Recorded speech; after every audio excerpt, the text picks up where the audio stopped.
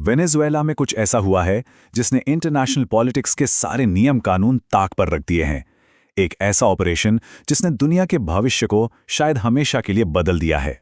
तो इस पूरे ऑपरेशन का असली मकसद क्या था, ये बयान सुनिए, सब कुछ साफ हो जाएगा। ये कोई मामूली मिलिट्री हमला नहीं था, नहीं, ये तो एक तरह से आर्थिक कब्जे का खुला ऐलान था। इस पूरी कहानी का जो सार है ना, वो बस इतना है। एक देश का चुना हुआ राष्ट्रपति और उसे एक विदेशी ताकत उसी के घर से उठाकर ले जाती है। सोचकर भी यकीन नहीं होता है ना। तो चलिए आज इसी पूरी घटना की एक एक परत को खोलकर देखते हैं।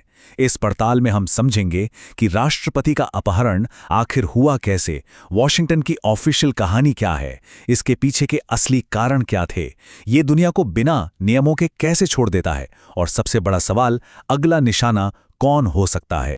तो सबसे पहले बात करते हैं इस ऑपरेशन की।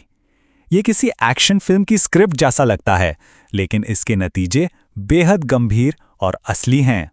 तो कहानी शुरू होती है 3 जनवरी से। अमेरिकी स्पेशल फोर्सेस को गो अहेड मिलता है। फिर सुबह होने से ठीक पहले साइबर अटैक्स होते हैं, बड़े बड़े इलाकों की बिजली काट दी जाती है, देश का एयर डिफेंस सिस्टम एकदम ठप, और फिर ठीक सुबह 2 बजे हेलीकॉप्टर्स का हमला शुरू होता है, और महज 2.5 घंटे में सुबह 4:30 बजे तक प्रेसिडेंट मादुरो और उनकी पत्नी को पकड़कर एक अमेरिकी शिप पर ले जाया जा चुका था।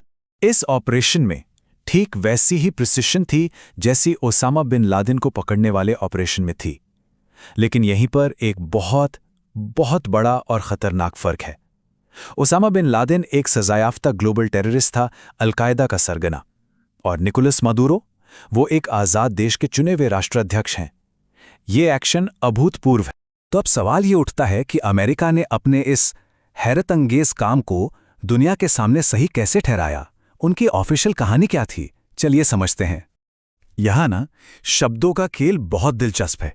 अमेरिकन एडमिनिस्ट्रेशन बार बार जोर देकर कह रहा है कि ये सत्ता परिवर्तन या रिजीम चेंज नहीं है, ये तो बस एक लॉ एनफोर्समेंट एक्शन है। मतलब इसे एक मिलिट्री हमले की तरह नहीं, बल्कि बस एक मुजरिम को पकड़ने जैसा दिखाया जा रहा है। तो फिर इसका लीगल बेसिस क्या बनाया गया? अमेरिका ने प्रेसिडेंट मादुरो को नार्को टेररिस्ट यानी कि नशा फैलाने वाला आतंकवादी घोषित कर दिया और अपनी अदालतों में दर्ज पुराने केस का हवाला दे दिया। इस तरह एक पूरे देश पर हुए हमले को एक मामूली गिरफ्तारी का चोला पहना दिया गया। और फिर इसके बाद वेनेजुएला का क्या होगा? ट्रंप एडमिनिस्ट्रेशन का प्लान ये था कि अमेरिका कुछ समय के लिए देश को चलाएगा, अमेरिकी कंपनियां वहां के तेल के कुओं को मैनेज करेंगी और देश का इंफ्रास्ट्रक्चर दोबारा बनाया जाएगा। लेकिन क्या यही पूरी सच्चाई है, या फिर इस ऑफिशियल कहानी के पीछे कुछ और भी कारण छिपे हैं, तेल, पैसा और पावर से जुड़े हुए? सबसे पहला और सबसे साफ कारण, तेल। वेनेजुएला के पास दुनिया का सबसे बड़ा, जी हां, सबसे बड़ा तेल का भंडार है, 300 बिलियन बैरल से भी ज्यादा। ये सऊदी अरब से भी ज्यादा है, और जैसा कि ट्रंप ने खुद कहा, ये दौलत अमेरिका लाई जाएगी। पर कहानी सिर्फ तेल की नहीं है, कहानी है पेट्रोडॉलर सिस्टम की। ये एक ऐसा सिस्टम है जिसके हिसाब से पूरी दुनिया में तेल का लेन देन सिर्फ अमेरिकी डॉलर में होता है। इसी वजह से डॉलर दुनिया की रिजर्व करेंसी है और अमेरिका को बेहिसाब ताकत मिलती है। और वेनेजुएला क्या कर रहा था? वो चीन और रूस जैसे देशों के साथ दूसरी करेंसीज में तेल बेचकर सीधे सीधे इसी सिस्टम को चैलेंज कर रहा था। और इतिहास गवाह है कि जिसने भी इस सिस्टम को चुनौती दी, उसका अंजाम क्या हुआ। एक खतरनाक पैटर्न दिखता है। 2000 के दशक में इराक ने यूरो में तेल बेचने की बात की, लीबिया ने सोने पर बेस्ड अफ्रीकन दिनार की बात की, ईरान ने डॉलर को बायपास किया, और नतीजा, इन सभी देशों को अमेरिकी मिलिट्री एक्शन का सामना करना पड़ा। और तीसरा कारण है जियोपॉलिटिक्स। अमेरिका पूरे वेस्टर्न हेमिस्फीयर को, मतलब अपने आसपास के इलाके को, अपना बैकयार्ड या आंगन समझता है, और वो यहां पर चीन या रूस जैसी किसी भी बाहरी ताकत को बर्दाश्त नहीं करना चाहता। ये बयान उसी सोच को साफ साफ दिखाता है। ये अपने इलाके पर हक जमाने जैसा है। लेकिन इस एक ऑपरेशन का असर सिर्फ वेनेजुएला तक ही नहीं है, इसका असर पूरी दुनिया पर पड़ता है। और ये हमें एक ऐसी सच्चाई की तरफ धकेलता है जहां इंटरनेशनल लॉ शायद अब बस एक मजाक बनकर रह गया है। एक बहुत ही दिलचस्प चीज पर गौर कीजिए। यूक्रेन पर हमले के लिए पुतिन ने क्या तर्क दिया था कि नेटो अमेरिका के दोस्तों को मॉस्को के दरवाजे तक ला रहा है, और अब वेनेजुएला के लिए ट्रंप का तर्क सुनिए कि दुश्मन ताकतें अमेरिका के आंगन में माहौल खराब कर रही हैं। भाषा देखिए, लगभग एक जैसी है, और जब बड़ी ताकतें एक ही जुबान बोलने लगें तो ये छोटे देशों के लिए बहुत बड़े खतरे की घंटी होती है।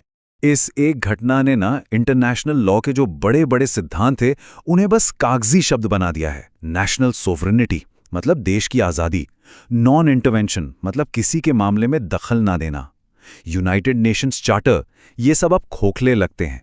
और यूनाइटेड नेशंस जैसी संस्थाएं वो तो बिल्कुल बेबस नजर आती हैं। कुछ ताकतवर देशों के पास वीटो पावर है और उसके आगे पूरा सिस्टम लाचार है।